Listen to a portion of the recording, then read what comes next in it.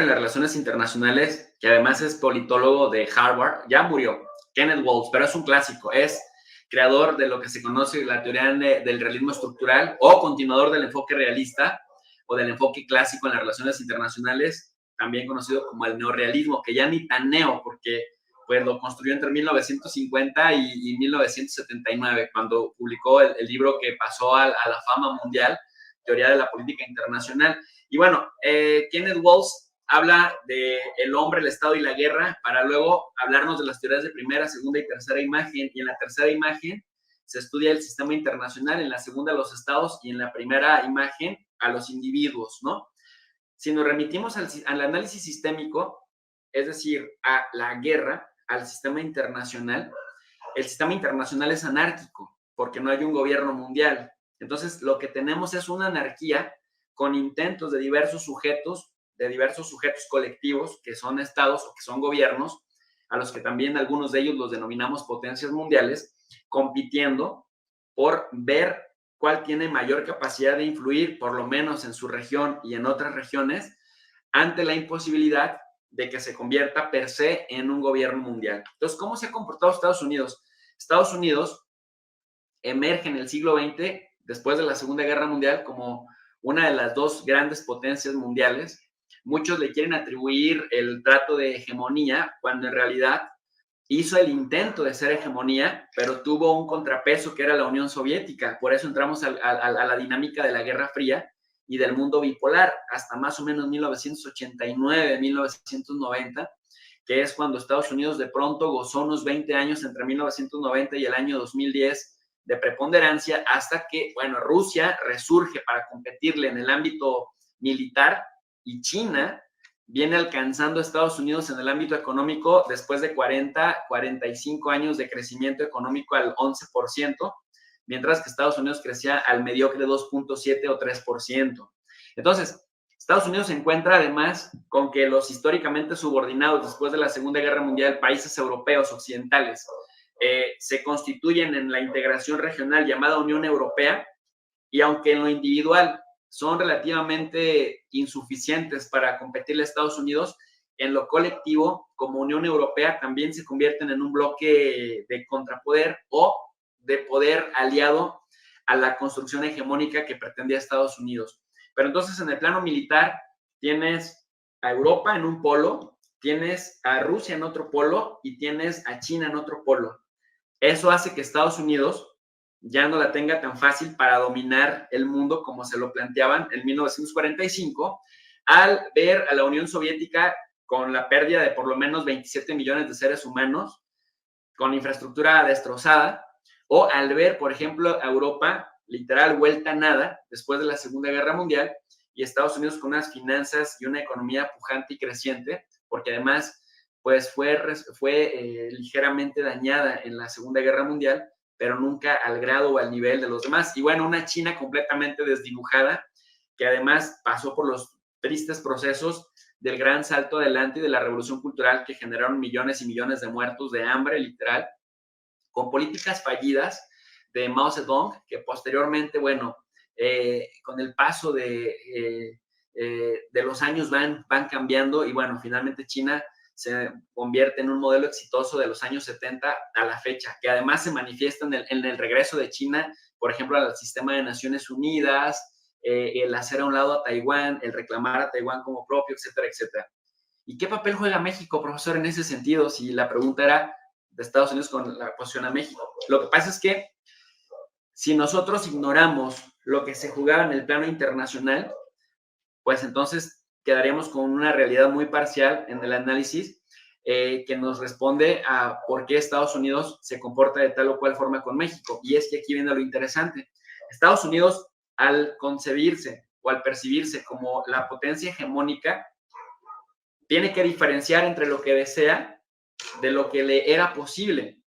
Lo que deseaba era aspirar a ser la hegemonía. Construyó instituciones internacionales. Definitivamente, mira, pues Estados Unidos participa con el 20%, 22% del presupuesto del sistema de Naciones Unidas, es de los que más aportaciones tienen en el Fondo Monetario Internacional, en el Banco Mundial, tiene capacidad, por ejemplo, en el Consejo de Seguridad,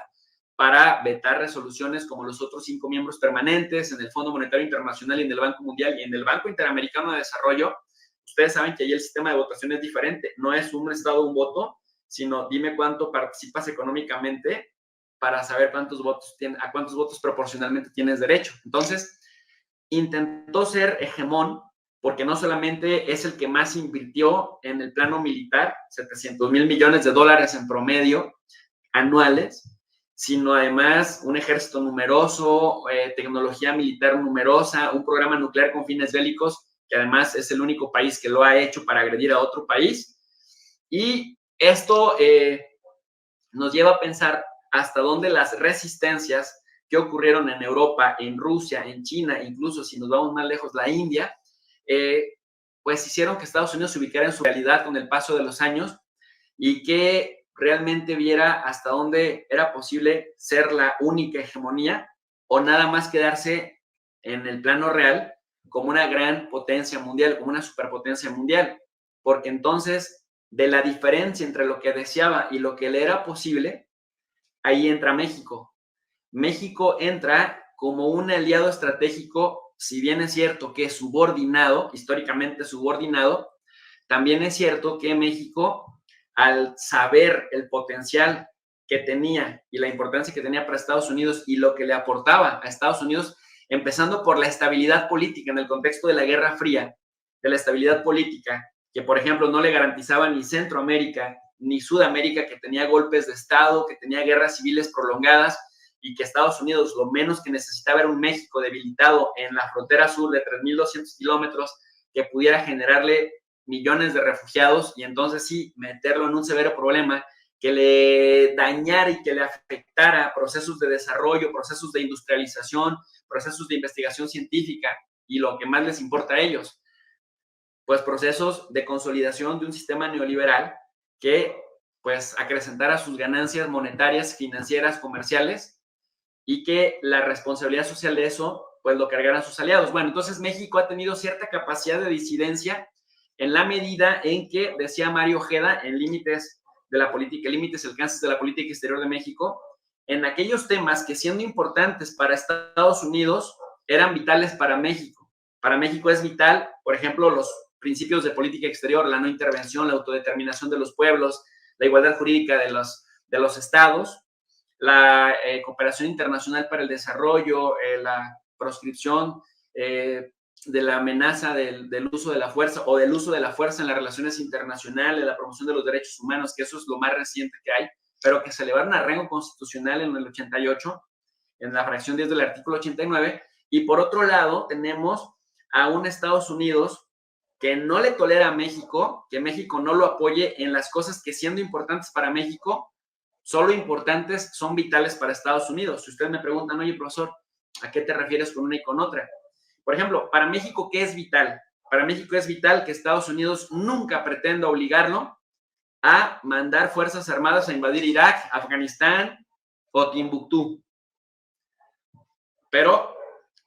Estados Unidos jamás le perdonaría a México que México no se sumara a una coalición, por lo menos a nivel de no me permitas que por tu frontera entren. Por ejemplo, cuestiones relacionadas con terrorismo, que eso sí es vital para Estados Unidos, pero que para México es solo importante. Entonces, México ha podido disentir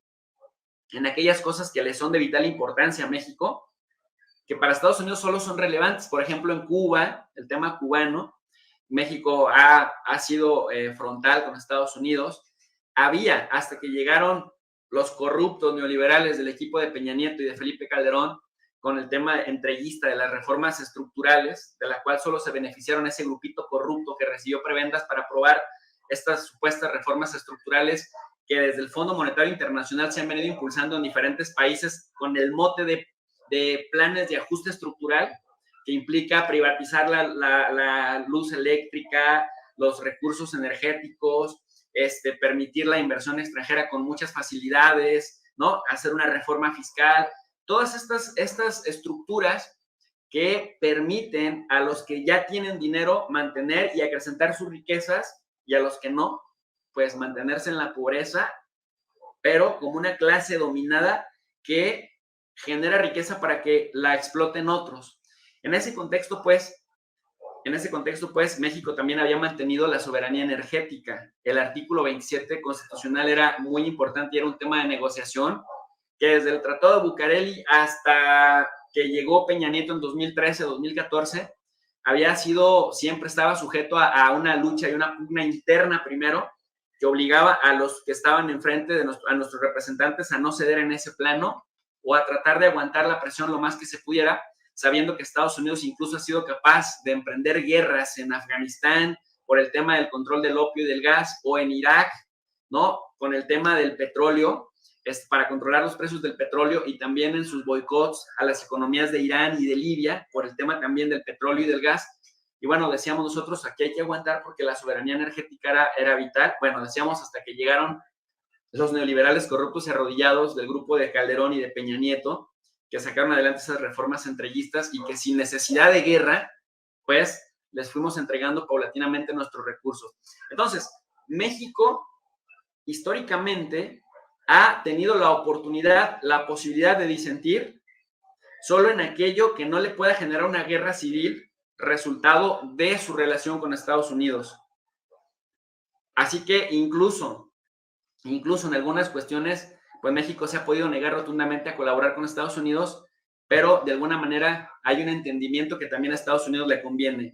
Si Estados Unidos, al apretar a México, porque obviamente hay una relación asimétrica, tienen una economía 240 veces más fuerte que la nuestra, por lo tanto, y un ejército muchísimo más poderoso que el nuestro, y además, bueno, tienen también esta área de influencia que es innegable, el hemisferio occidental, al que le llaman ellos, y que incluso tienen una subsecretaría que hace parte del Departamento de Estado, que incluso tiene una flota marítima que patrulla todas estas aguas y que, bueno, hace que de alguna manera, pues sí se sienta el peso en materia, por ejemplo, de seguridad de Estados Unidos. Es decir, que un ultimátum de Estados Unidos sí por lo menos genera un calambre en este lado de la frontera, pero ese mismo calambre se los devolvemos cuando se advierte de que si Estados Unidos llega a presionar tanto a México como para derrocar un gobierno, como para provocar una guerra civil, pues los refugiados mexicanos, que suele ser normal y que ya lo hemos visto en las diferentes guerras civiles que ha vivido México, a menor escala en otros tiempos, pues generan una cantidad importante de refugiados que puede desestabilizar la economía en Estados Unidos. Entonces, es, digamos, una relación simbiótica muy pragmática, de amor y desamor, de encuentros y desencuentros, pero siempre procurando que en la medida de lo posible ninguno de los dos se genera un daño extremo.